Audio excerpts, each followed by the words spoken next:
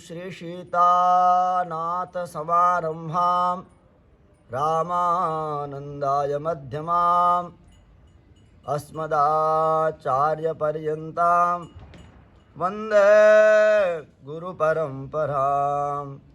भक्तिभक्त भगवंत गुरु चतुर्नाम वपु एक, इनके पद वंदन किए नाशत विघ्न अनेक।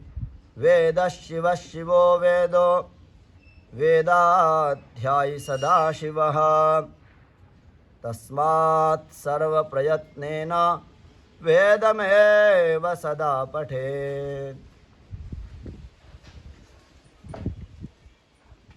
परमपिता परमेश्वर जगत आधार करुणांकर सृष्टि के पालक संचालक संहारकर्ता जगत नियंत्रता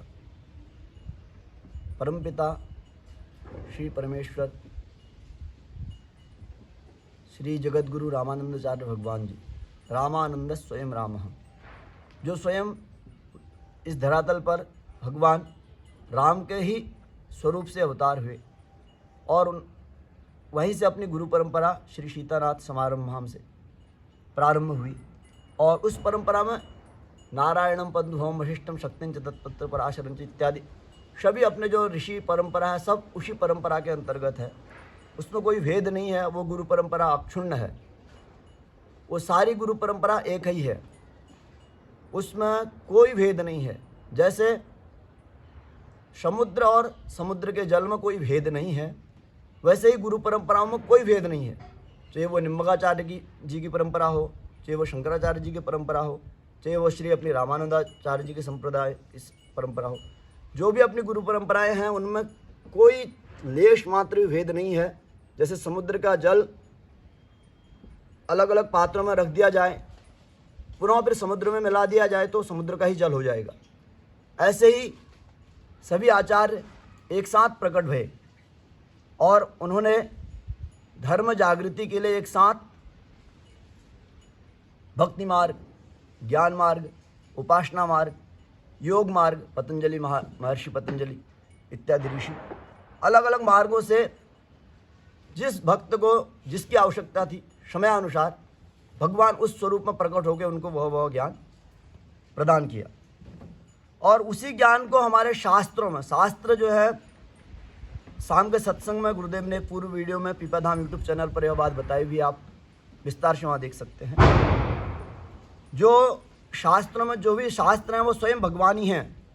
जो वेदांत के शास्त्र हैं, भगवान वेदव्यास जी ने उसको वेदांत शास्त्र की रचना की, तो भगवान वेदव्यास स्वयं विष्णु के ही स्वरूप हैं। व्यासाय विष्णु रूपाय व्यास रूपाय विष्णुवे, शास्त्र वाक्य हैं। हमारी बात को आप कदापि मत मानना, शास्त्र बात को ही मानना, और शास्त्र ये कह रहे हैं और शास्त्र स्वयं भगवान है। और कहा वेद प्रणहितो धर्म अधर्मस्तद विपर्ययः, वेद के अनुकूल जो है सदाचार है, धर्म के अनुकूल वही धर्म है। वेद प्रणहितो धर्म अधर्मस्तद विपर्ययः, अधर्म वह है जो हम शास्त्र के विपरीत कर रहे हैं। अधर्म और धर्म की इतनी ही मर्यादा है। आप अधर्म और धर्म को एक शब्द से समझें, धारते धर्म, धिधारणे धातु से धर्म शब्द बनता है इत्यादि व्याकरण की दृष्टि से व्याख्या करेंगे तो वह बहुत विस्तार है। धृति क्षमा नमस्ते दशकम धर्म लक्षण इत्यादि वाक्य शास्त्र में मिलते हैं और सभी भारत के विद्वज्जन इसको अच्छी तरह से जानते हैं और सब जानते हैं।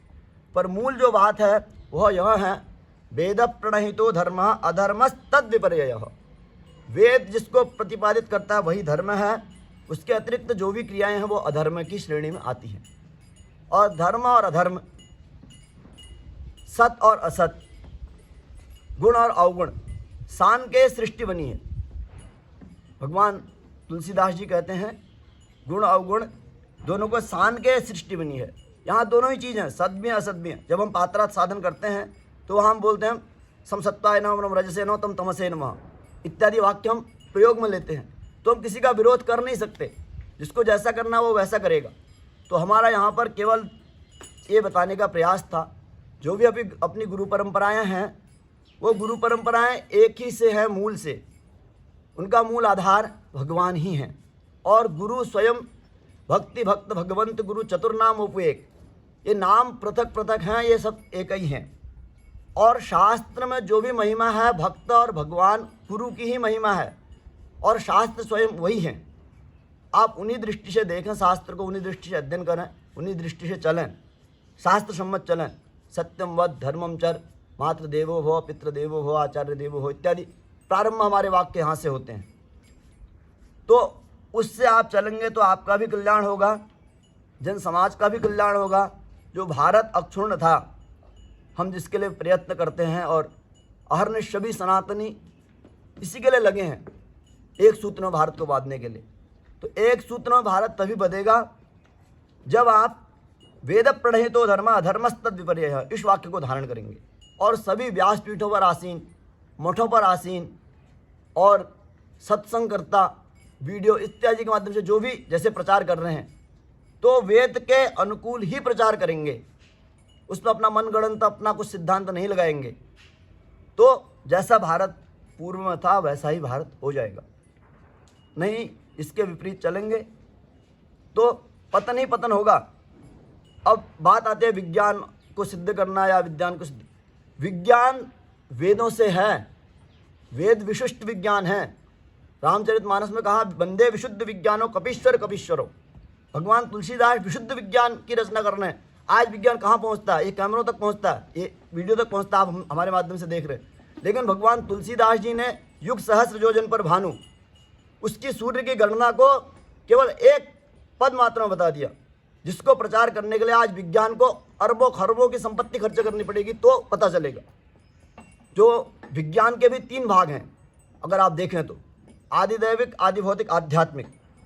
अगर आप आदि भौतिक स्तर पर विज्ञान को सिद्ध करना चाहते हैं, हमको सारा सब कुछ उपलब्ध कराए, हम सारे विमान वगैरह हम सब बना देंगे, आज भी बना देंगे वैदिक सिद्धांत से। हम पूर्णतः उसको विश्वास से कहते हैं, ऐसे नहीं कह रहे। आदि भौतिक पर आपको वो चीज़ चाहिए, लेकिन आदि दैविक और आदि आध्यात्मिक स्तर पर तो वो वहाँ कुछ चीज़ की, किसी वस्तु की आवश्यकता ही नहीं है। वो तो वहाँ स्वयं सब प्रत्यक्ष दिख रहा है, प्रत्यक्ष हो रहा है क्रिया। तो इसलिए वेद को विज्ञान से न जोड़ें, वेद से विज्ञान को जोड़ें। शास्त्रों से विज्ञान निकला है। अमृतस्य पुत्रः, शास्त्र में पहले ही कहा अमृतत्व की प्राप्ति हमारे शास्त्रों में है।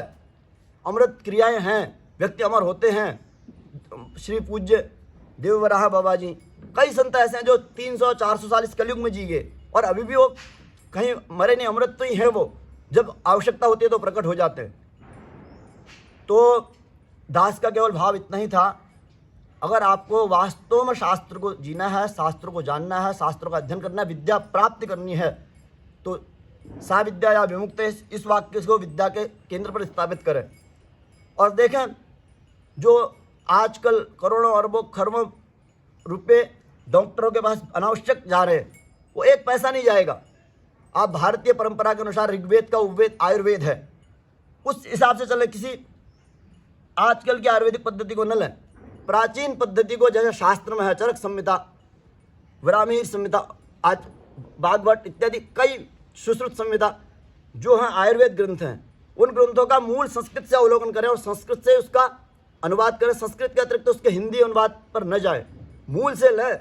देखिए धर्म की स्थापना होती है कि नहीं, और जो आप चाहते हैं वो हो जाएगा। भगवान तुलसीदास जी का वाक्य है, जो इच्छा करहूँ मन माही प्रभु प्रताप कछु दुर्लभ नाई। जो हम मन में इच्छा करेंगे वो हो जाएगा, वो होना ही है। क्योंकि आदि भौतिक संसार पर वही होता है जो आदि दैविक और आदि आध्यात्मिक स्तर पर होता है। आदि भौतिक स्तर पर होने से पहले वो आदि दैविक आध्यात्मिक स्तर पर हो चुका होता है। इसलिए कहा हमने कल के वीडियो में, हमने कहा स्वाभाविक लीला और वास्तविक लीला। भगवान वास्तु रूप में अपने रामानंदाचार्य भगवान, समय समय पर शंकराचार्य भगवान प्रकट हो जाते हैं जब आवश्यकताएं होती हैं, और स्वाभाविक रूप से तो नित्य है ही, धाम में विराजमान है। वृंदावन धाम आपको वस्तुतः दिखता है, चिन्मय वृंदावन आपको अपने आत्मानुभूति में आध्यात्मिक स्तर पर नित्य दिखता है। इसका तात्पर्य है शास्त्र में जो भी वाक्य कहे वो पूर्णतः सत्य है, पूर्णतः सत्य। उस पर एक लेस मात्र भी संशय नहीं किया जा सकता, एक भी वाक्य पर नहीं, एक भी वाक्य पर नहीं। बस हमें आवश्यकता है सूत्रांतरात् अनुवर्तनीयम, सूत्रांतरात अनुवर्तन व्याकरण में एक सूत्र है, अगर एक सूत्र में आपको नहीं सिद्ध होता तो दूसरे सूत्र से उसको ग्रहण करो। सूत्रांतरात अनुवर्तनीयम सर्वत्र, सब जगह उसको देखो, किसी का विरोध नहीं करो। शास्त्र में जो भी बातें कही हैं वो किसी के विरोध के लिए नहीं है, वो विद्या विवाद के लिए नहीं है, वो विद्या केवल और केवल धर्म की स्थापना के लिए है, सत्य की स्थापना के लिए, सत्य को प्रतिष्ठित करने के लिए है, तो उसी के लिए वो विद्याएं हैं, अन्यथा तो सब अविद्या ही हैं। तो भगवान नाम खूब स्मरण करें, भगवान नामामृत लें, रूप धाम लीला का खूब अनुभव करें, योग साधना करें, संध्या ध्यान करें, गायत्री करें। राष्ट्र की उन्नति के लिए, स्वयं की उन्नति के लिए सभी धर्मार्थ लगे हुए हैं, वो और खूब लगें, खूब करें, सत्य के मार्ग से प्रचार करें। इसी के साथ सभी को सीताराम। पुनः मिलते हैं नए वीडियो में। जय श्री